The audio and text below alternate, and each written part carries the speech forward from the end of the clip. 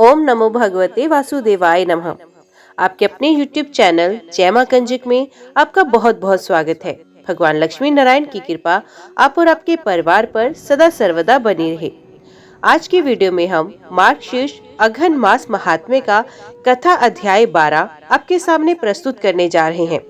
उम्मीद करती हूँ कथा का पूरा फल लेने के लिए आप कथा को शुरू से लेकर अंत तक जरूर श्रवण करेंगे।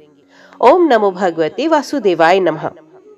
देव शर्मा ने कहा, इस प्रकार आपका मन अचानक केशव की ओर मुड़ गया है। अत मेरे सैकड़ों जन्मों के संचित पाप नष्ट हो गए। पवित्र संस्कारों के बिना, तीर्थों के दर्शन के बिना आप करोड़ों पापों से मुक्त हो गए हैं। चूंकि आपने आतिथ्य और भक्ति से मेरा स्वागत किया, इसलिए आपको हरि का क्षेत्र प्राप्त हुआ है। उस योग्यता के बल पर ही तुम्हारा मन इस प्रकार झुका हुआ है, मानो इस पर ध्यान और मानसिक रूप से विचार किया। तुम्हारे पूर्व जन्म के कर्म ज्ञात हो गए हैं। एक बार पिछले जन्म में हपवंती में एक ब्राह्मण थे। आप सदाचार और धर्म प्रायणता के प्रति समर्पित थे। आपको सदैव वेदों का अध्ययन करने की आदत थी। आप अच्छे आचरण वाले थे। आपने सदैव पवित्र संस्कार किए। एक बार आपने विष्णु का द्वादशी व्रत किया था। भले ही दशमी ने उसे ओवरलेप कर दिया। उस पाप के फलस्वरूप तुम्हारे सारे पुण्य नष्ट हो गए। शूद्र स्त्री के प्रति ब्राह्मण की तरह सब कुछ व्यर्थ हो गया।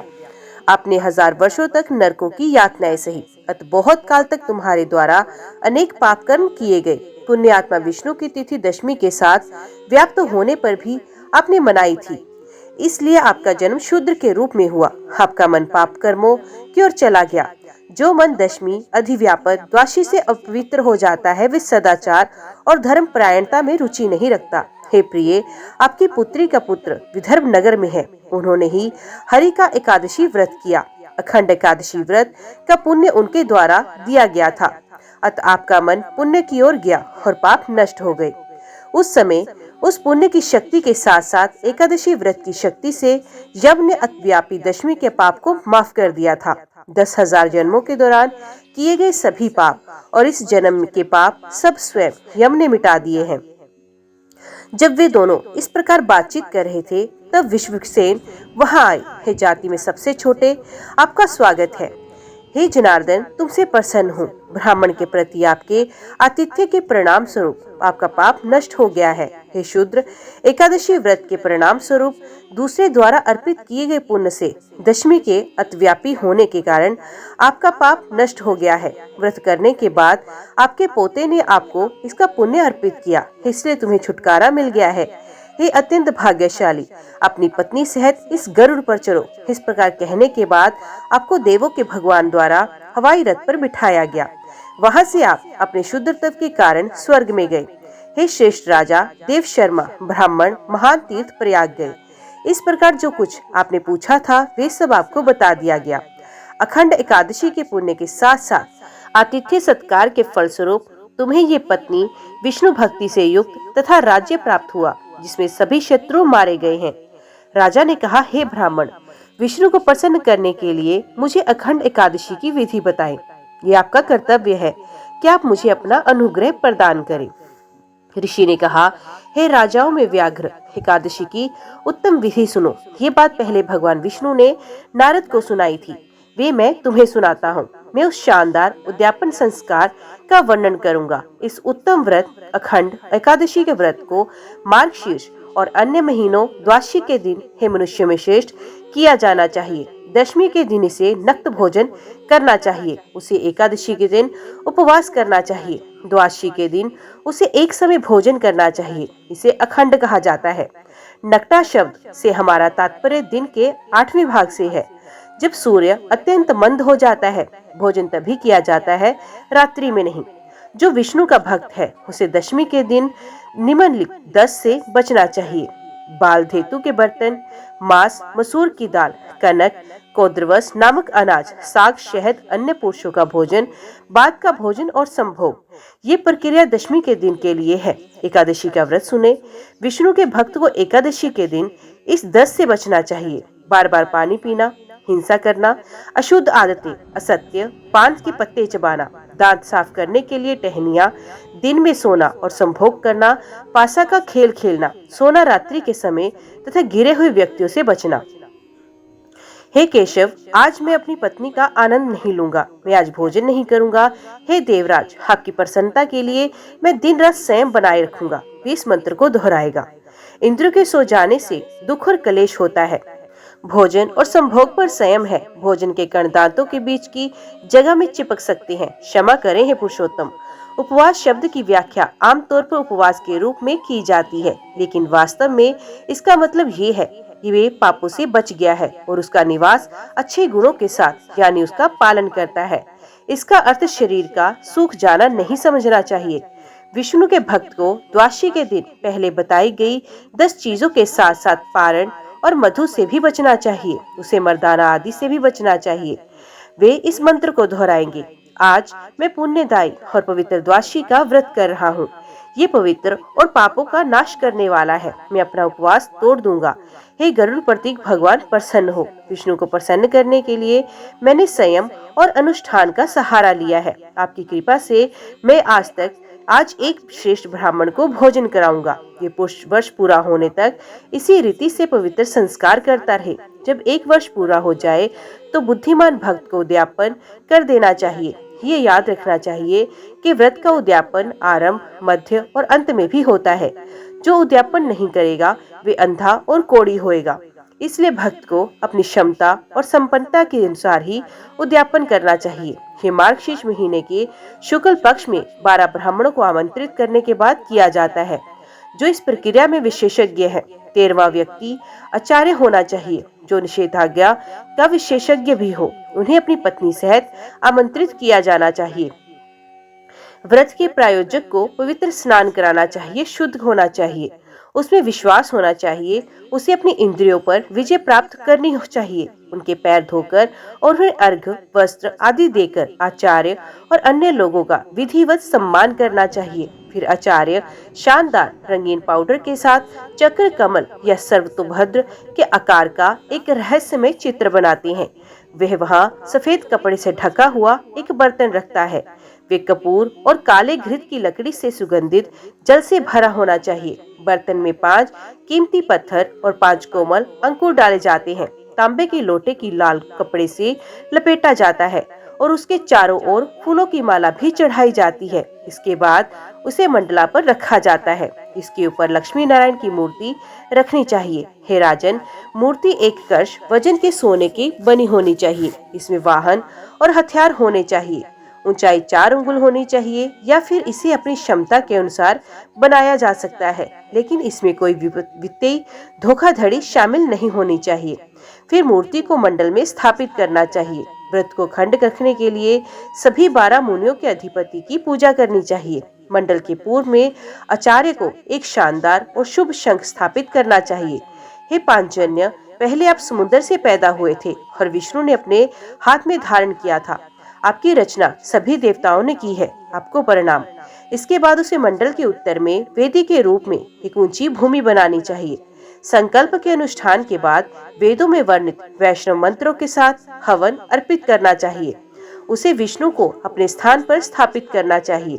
उसे हरि की स्थापना करनी चाहिए और पुरुष सुकृत तथा पुराणों के शुभ मंत्रों से उनकी पूजा करनी चाहिए। नैवेद्य के रूप में अनेक प्रकार के मिष्ठान का भोग लगाना चाहिए। धूप और दीप, दिया और अन्य प्रसाद अर्पित करने के बाद उसे निराजन का अनुष्ठान करना चाहिए। यक्षकाडम और काकोला ये पूजा करने के बाद उसे कल्याण के लिए शुभ मंत्रों का उच्चारण करते हुए ब्राह्मणों के साथ परिक्रमा करनी चाहिए। उसके बाद हे राजा, साष्टांग प्रणाम करना होगा। इसके बाद ब्राह्मणों को जप करना चाहिए। आचार्य इसे पहले करते हैं, इसके बाद क्रम में अन्य लोग करते हैं। जप के लिए सुकत, पवानीय, मधु सुकत और मंडल ब्राह्मण है। जबकि अंत में उसे विष्णु को सहायक उपकरणों सहित पात्र पर स्थापित करना चाहिए। सूर्योदय के समय यथाविधि होम करना चाहिए। सबसे पहले मटका रखना चाहिए। विधि विधान से पूजा के बाद भगवान की स्तुति करनी चाहिए। इसके बाद आवश्यक केरु के साथ होम करना चाहिए। यज्ञ अग्नि प्रज्वलित की जानी चाहिए और अग्नि से संबंधित संस्कार ग्रंथों में निर्धारित तरीके से किए जाने चाहिए। भक्त को 2 प्रकार के करु यानी दूध पुए और वैष्णव करु बनाने चाहिए। इसके बाद अनुष्ठान की प्राप्ति के लिए पलश की टहनियाँ लंबाई में और घी में भिगोकर इदम विष्णु मंत्र का उच्चारण करते हुए अग्नि में समर्पित कर देना चाहिए। फिर 4 बार घी लेकर उस सबसे उत्तम आहुति देनी चाहिए। होम की संख्या 101 होनी चाहिए। अदरक के बीजों का प्रसाद उस संख्या से 2 गुना होना चाहिए। वैष्णव होम के बाद उसे गृहयज्ञ शुरू करना चाहिए। कारू होम यज्ञ की टहनियों से और उसके बाद तिल के बीजों से होम करना चाहिए।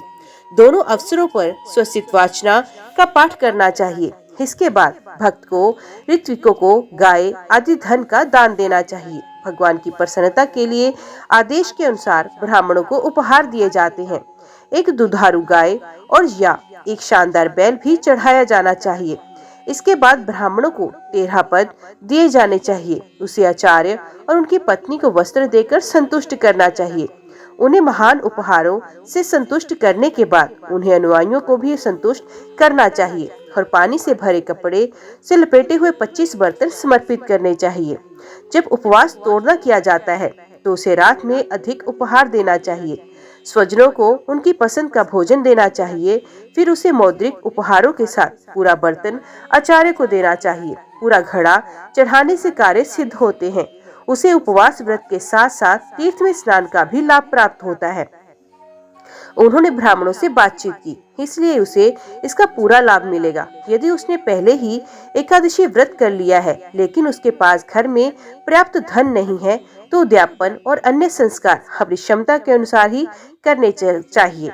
इस प्रकार आपको अखंड एकादशी व्रत संपूर्ण रूप से सुनाया गया। ओम नमो भगवते वासुदेवाय नमः। अभी हम श्रवण करते हैं विष्णु पूजा का निषेध एवं फल। व्यास जी ने कहा, विष्णु के भक्त को मार्गशीर्ष महान लक्ष्मी के साथ साथ अपरिवर्तनीय विष्णु की पूजा करनी चाहिए। हे श्रेष्ठ ब्राह्मण, उसी प्रकार उसे मलेच्छ क्षेत्र में पतित व्यक्ति के घर में या दुर्गंध से भरे स्थान पर विष्णु की पूजा नहीं करनी चाहिए। हे ब्राह्मण श्रेष्ठ, उसे विधर्मियों या महान पापियों के पास विष्णु की पूजा नहीं करनी चाहिए। साथ ही झूठ बोलने वाले के पास भी नहीं करनी चाहिए। उसे रोने वाले, झगड़ने वाले या उपहास करने वालों के पास विष्णु की पूजा नहीं करनी चाहिए। उसे दान स्वीकार करने वाले लोगों के यहाँ, कंजूसों के घर में और दूसरों के धन का लालच करने वालों के यहाँ विष्णु की पूजा नहीं करनी चाहिए। इसी प्रकार उसे उन लोगों के घर में विष्णु की पूजा नहीं करनी चाहिए जिनका स्वभाव कपटी है। हे ब्राह्मण, अत्यधिक समर्पित होने के कारण उसे किसी भी अन्य चीज पर ध्यान छोड़कर विष्णु की पूजा के समय विष्णु का ध्यान करना चाहिए। जब जोर से विलाप हो रहा हो और जब चाहे निकल रही हो, जब कोई संदेह हो, जब कोई विधर्मियों के साथ बातचीत हो रही हो तो उसे विष्णु की पूजा नहीं करनी चाहिए। हे ब्राह्मण श्रेष्ठ, विष्णु उस फूल को प्राप्त करते हैं जो राख में भी उस व्यक्ति द्वारा अर्पित किया जाता है जिसका मन एकाग्र हो। देवताओं के देवता, दुनिया के स्वामी को, हे ब्राह्मण, सैकड़ों विचारों से थका हुआ मनुष्य शालिग्राम पत्थरों पर भी जो पुष्प चढ़ाता है वे भगवान को प्राप्त नहीं होता। बुद्धिमान व्यक्ति को एकनिष्ठ मन से विष्णु की पूजा करनी चाहिए। जो कार्य भ्रमित मन से किया जाता है वे निष्फल होता है। प्रत्येक कार्य मन पर निर्भर करता है। तीनों लोग मन पर निर्भर है। अतः उसे अपने मन को स्थिर करके लक्ष्मी भगवान की पूजा करनी चाहिए। हे ब्राह्मण श्रेष्ठ, जो पूजा को तो एक ही स्थान पर करता है परंतु उसका मन कहीं और रहता है, उसे सैकड़ों करोड़ कल्पों के बाद भी अपने कृत्य का फल नहीं मिलता। जो प्रयास से शारीरिक रूप से शुद्ध हो गया हो और विष्णु की पूजा में लगा हुआ हो, यदि वे मन की पवित्रता से रहित है तो उसे चांडाल के समान माना जाता है। हे ब्राह्मण, वे तपस्या जो लंबे समय तक विधि पूर्वक की जाती है लेकिन भक्तों के बिना सभी निष्फल होगी और केवल शरीर को शुद्ध करेगी। वे सोना, यहाँ तक कि मेरु पर्वत के माप के बराबर जो परिवार सहित ब्राह्मणों को परमानंद की प्राप्ति के लिए भक्ति के बिना दिया जाता है, वांछित वस्तु की हानि का कारण बनता है। अतिकाग्र मन तथा श्रद्धा और भक्ति से परिपूर्ण भक्त को अपने घर में निवास सहित सब्जियां आदि विष्णु को अर्पित करनी चाहिए। हे ब्राह्मण श्रेष्ठ, जो विष्णु को अत्यंत पका हुआ दिव्य नारंगी अर्पण करता है वे हमारे द्वारा सम्मानित होता है। भक्त को मार्गशीर्ष माह में श्रद्धा पूर्वक और प्रयास पूर्वक मुरा के शत्रु विष्णु को प्रिय कोई नई वस्तु देनी चाहिए। जब पौष मास का महीना आता है तो विष्णु के भक्त को वरदान देने वाले भगवान विष्णु भगवान श्री कृष्ण की दिव्य गन्ने के रस छवि से स्नान कराना चाहिए। हे ब्राह्मण श्रेष्ठ, जो गन्ने के रस से विष्णु को स्नान कराता है वे यहाँ अर्थात इस संसार में सभी सुखों का आनंद लेता है और मृत्यु के बाद इक्षु सागर से जाता है। इसी प्रकार से जो देवों के देव विष्णु को खाने योग्य गन्ना अर्पित करता है उसे भी वही फल प्राप्त होता है। अधिक शब्द बोलने से क्या लाभ। जो मनुष्य विष्णु को दूध या दही के साथ पके हुए चपटे चावल देता है उसे सभी वांछित वस्तुएं प्राप्त होती हैं। हे ब्राह्मण, जब सूर्य एक राशि से दूसरी राशि में प्रवेश करता है तो पुराने वस्त्र विष्णु की छवि से हटाकर उसे ठंड से बचने के लिए एक नया कपड़ा अर्पित करना चाहिए। पोष में जब वे पुष्प पुष्य नक्षत्र में होते हैं, मुक्ति की इच्छा रखने वाले व्यक्ति को विष्णु को लक्ष्मी के साथ 10 रंगों का एक आसन देना चाहिए। हे प्रिय, मैं तुम्हें उसके धार्मिक पुण्य का फल बताता हूँ जो लक्ष्मी की पूजा करने के बाद शंख बजाएगा। ये बात सुनो, अवैध संभोग जैसे सभी पापों से मुक्त होकर वे अंत में विष्णु के शहर में जाता है, उनके साथ आनंद मनाता है। हे ब्राह्मण श्रेष्ठ, मैं तुम्हें उसके धार्मिक गुणों के बारे में बताऊंगा। जो विष्णु की पूजा के समय गरुड़ अंकित घंटी बजाता है वे निषिद्ध वस्तुएं खाने जैसे सभी पापों से मुक्त होकर एक आकर्षक रथ पर सवार होकर विष्णु के धाम को जाता है। वहां सैकड़ों करोड़ कल्पों की अवधि तक सभी वांछित वस्तुओं का आनंद लेने के बाद वे फिर से 4 वेदों में पारंगत एक सर्वश्रेष्ठ ब्राह्मण के रूप में पृथ्वी पर आता है, यानी जन्म लेता है। वहां सैकड़ों करोड़ कल्पों की अवधि तक सभी वांछित वस्तुओं का आनंद लेने के बाद वे फिर से विष्णु के शहर में जाता है और उत्कृष्ट मुक्ति प्राप्त करता है। जो मनुष्य भगवान की पूजा के समय वीणा बजाता है वे सभी प्राणियों में विद्वानों में अग्रणी होता है। जो कैटभ के शत्रु की पूजा के समय ताबोर पीटता है उस पर प्रसन्न होकर भगवान उसे अपार फल देते हैं। उसकी धार्मिक योग्यता सुनो। जो 1 घंटे के आकार के छोटे ढोल, एक छोटे ढोल या जो मधुर झांझ बजाता है, या एक तांबोर और एक बड़ा केतली, एक बड़ा ढोल और सिंधु वर्क बजाता है, विष्णु की पूजा के समय घंटा, घड़ियाल या ताली या वीणा बजाना चोरी जैसे पापों से मुक्त होकर वे यानी विष्णु के निवास स्थान पर जाता है। वहाँ उच्चतम ज्ञान प्राप्त करके वे वहीं मुक्त हो जाता है। हे ब्राह्मण श्रेष्ठ, मैं तुम्हें उसके धार्मिक गुणों के बारे में बताता हूँ। जो जगत के स्वामी की पूजा के समय मधुर ध्वनि उत्पन्न करेगा या वायुपाद वाद्य बजाएगा, अपने परिवार के सैकड़ों करोड़ों सदस्यों के साथ वे विष्णु के निवास स्थान पर जाता है। ज्ञान प्राप्त करके उसे वहीं अक्षय मुक्ति प्राप्त होगी। हे श्रेष्ठ ब्राह्मण, जो विष्णु के मंदिर में भक्ति पूर्वक नृत्य करता है वे विष्णु के सर्वोच्च पद को पाता है। जो विष्णु की छवि के सामने श्रद्धा पूर्वक गीत गाता है वे गंधर्वों के नगरों में राजा बन जाता है। विष्णु के भक्त को जो भक्ति पूर्वक स्तुति के भजनों के साथ जगत के स्वामी की स्तुति करता है, भगवान प्रसन्न होते हैं और उसे उसकी सभी इच्छित वस्तुएं प्रदान करते हैं। हे ब्राह्मण ऋषि, विष्णु शीघ्र ही उस पर कृपा करते हैं जो हर महीने इस प्रकार विष्णु की पूजा करता है। वे सभी मनुष्य जो इस सांसारिक महासागर को पार करना चाहते हैं, जो बहुत गहरा है और सभी कष्टों को देता है, उन्हें सर्वोच्च आत्मा के चरण कमलों की जोड़ी की पूजा करनी चाहिए जो आकर्षक है और देवताओं के यजमानों द्वारा सेवित है। ओम नमो भगवते वासुदेवाय नमः। आज की वीडियो में इतना ही। उम्मीद करती हूँ वीडियो आपको पसंद आई होगी। वीडियो पसंद आई हो तो वीडियो को लाइक और चैनल को सब्सक्राइब जरूर कीजिएगा। जय श्री कृष्णा लिखकर कमेंट बॉक्स में अपनी हाजिरी और अपने सुझाव देना ना भूलिएगा। तो मिलते हैं अगले अध्याय के साथ। तब तक के लिए देखते व सुनते रहिए।